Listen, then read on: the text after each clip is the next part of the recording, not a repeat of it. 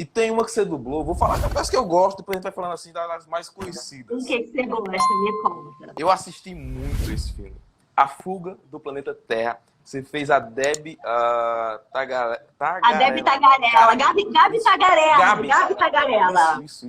Isso, é. É um desenho Ela era uma incrível. repórter, né? Sim, é incrível esse desenho. Se você tá em casa e não assistiu esse desenho, procura. Tem, acho que na Netflix, na Amazon Prime deve ter. É incrível, cara. É incrível. Assista. É muito legal mesmo. Eu adorei dublar esse desenho. Foi muito legal. É incrível. E assim, Fabiana, de tudo que você já fez hoje, tem vários personagens que eu tenho aqui para falar de você, vários conhecidos, vários que muitas pessoas talvez não conheçam, ou não tenham assistido ainda. Assim que você entra na dublagem, tá? Então você queria ser atriz. Qual foi a tua primeira dificuldade ao entrar na dublagem, ao chegar para dublar? Olha, no início é normal, a gente fica muito inseguro, a gente fica muito nervoso. Quando eu comecei, foi uma época que as pessoas ainda dublavam juntas, porque hoje em dia a gente dubla separado. São Sim. pouquíssimas as vezes que você dubla com alguém, né? Você entra sozinho no estúdio. Na época que eu comecei, ainda não eram as pessoas, os dubladores dublavam juntos. E você imagina, uma pessoa que está começando, eu não me esqueço de um dia que foi na Delarte antiga, que ainda era no Capumbi, era um outro endereço. Eu fui dublar com Pádua Moreira e tinha um monte de dublador, assim, já renomado, né, de pessoas já do mercado, e eu estava começando, e aí a gente dividia a bancada, Rô, era assim, a bancada, ela fica assim, ela é mais ou menos uma meia-lua, né, e você fica ali voltada para o microfone. Como são muitas pessoas, você tem que dividir. Então, nessa época, a gente ficava de ladinho e ia se encaixando, assim, tipo, de ladinho mesmo. Sim. Aí um falava, o outro falava, só que você não podia errar, porque se você errasse, era rolo de filme, tinha que voltar. Então, você imagina, eu tinha uma falinha pequenininha, e aí tinha os dubladores já com falas enormes, né, com bifes, como a gente chama. Você imagina o nervosismo, se eu errasse aquela falinha pequenininha, o dublador ia ter que fazer de novo, bifão dele por causa de mim. Então, assim, no início, é normal a gente ficar nervoso, né? É normal a gente ficar inseguro, e com a prática, com a experiência, como tudo na vida, você vai ganhando segurança e a coisa vai ficando mais fácil. Então, na verdade, eu acho que assim, eu não tive muita dificuldade para entrar, porque eu tive como professor o Márcio Seixas, que foi uma pessoa que realmente me encaminhou, me apresentou para as pessoas, me indicou, e aí as portas se abriram com uma certa facilidade. Mas para você se manter, não é muito fácil, sabe? Porque você tem que fazer um bom trabalho, apesar da insegurança, apesar do nervosismo. Uma coisa que eu falo muito para os meus alunos é que, assim, se você tem uma fala, você tem que chegar e falar, aqui está, Senhor. É isso, você tem que fazer isso da melhor maneira possível. Sim. Porque é isso, bem feito, que vai te dar outras oportunidades, né? De coisas maiores. Então, você começar no meio de um monte de gente que já está ali há um tempão. Acho que a maior dificuldade foi essa, foi a insegurança e o nervosismo do início. Mas passa, gente, é só no início. Sim, é aquela coisa, aquele frio na barriga que todo iniciante tem, aquele medo de talvez errar.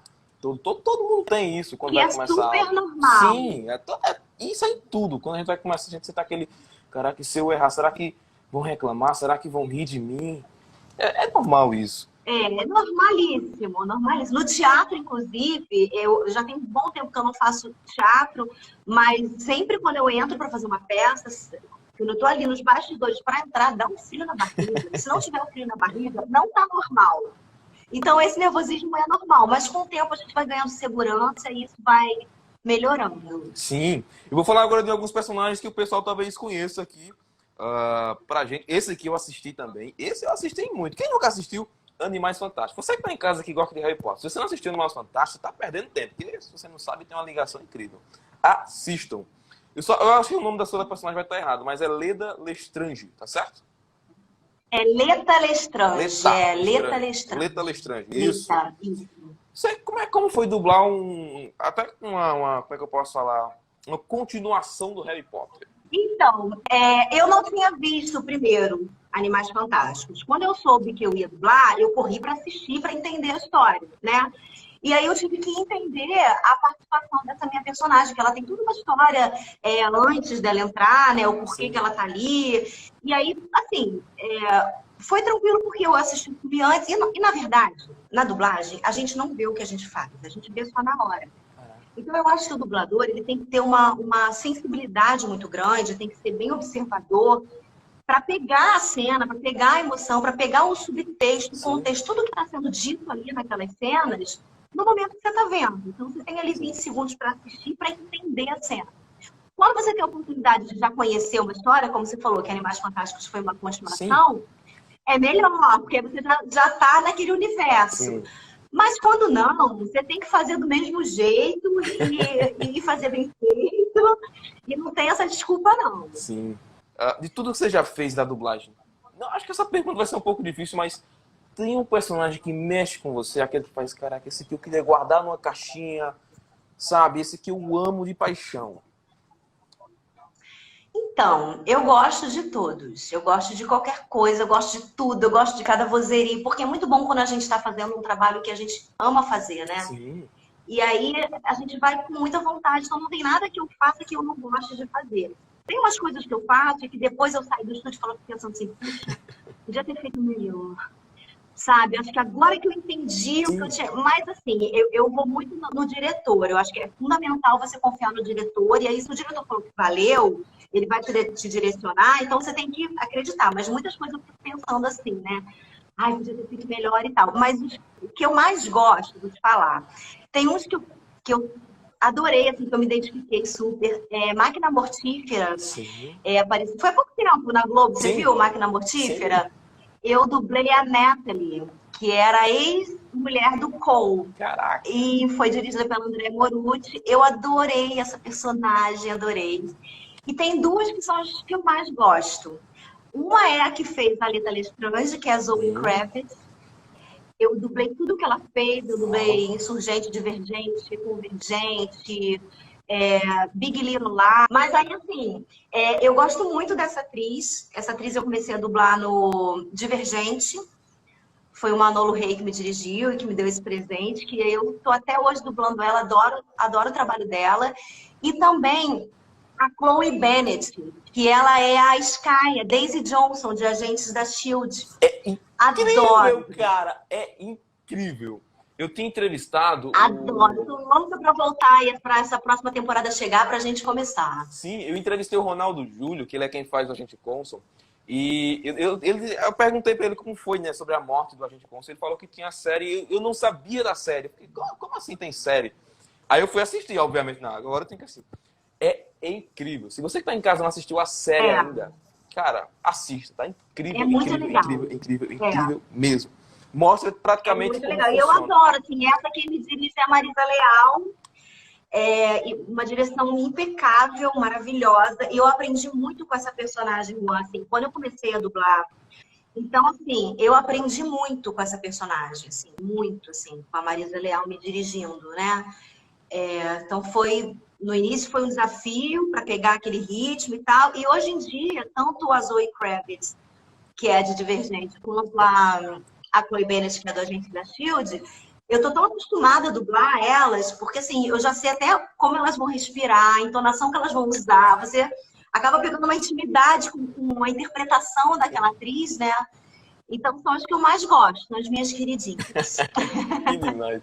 Essa da gente, a que você dublou em Agentes da S.H.I.E.L.D. é incrível. Eu amei muito. É muito legal. É muito legal. E tem o desenho também, você sabia? Não, isso não... Peraí. Tem até desenho? Será que eu vou ter que assistir tudo? Tem o live action, que é a série.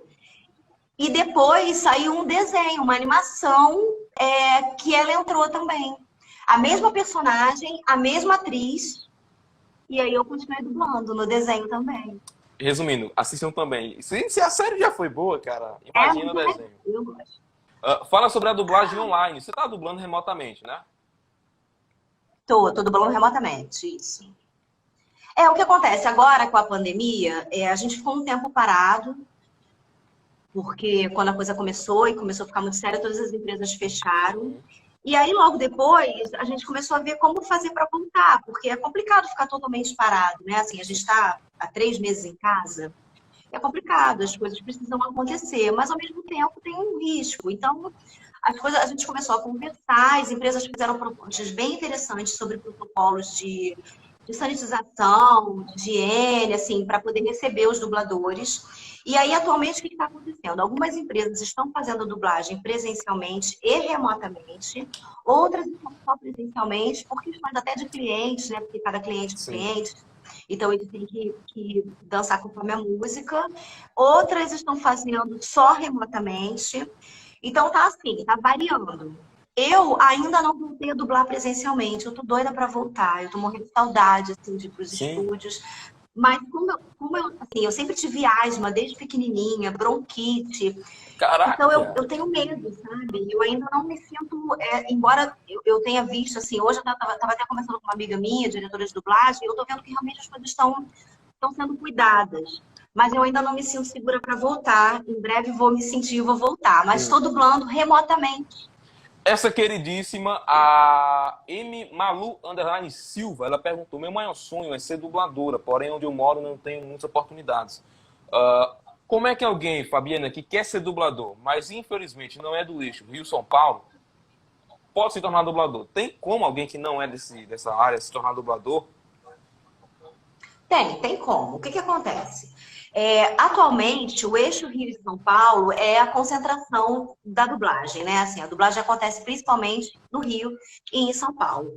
Eu sei que já existem alguns lugares aí que já tem mercado de dublagem, mas que ainda não está aquecido, que está começando. O que acontece? Qualquer pessoa pode ser dublador, desde que a pessoa seja talentosa, realmente que ela tenha jeito para aquilo, né? Para interpretação, porque é um trabalho de ator. Para ser dublador, tem que ser ator. E que a pessoa aprenda aquela técnica. Porque a dublagem é uma técnica. Você tem a interpretação, que é o mais importante, mas você também tem a parte técnica da profissão. Isso se aprende.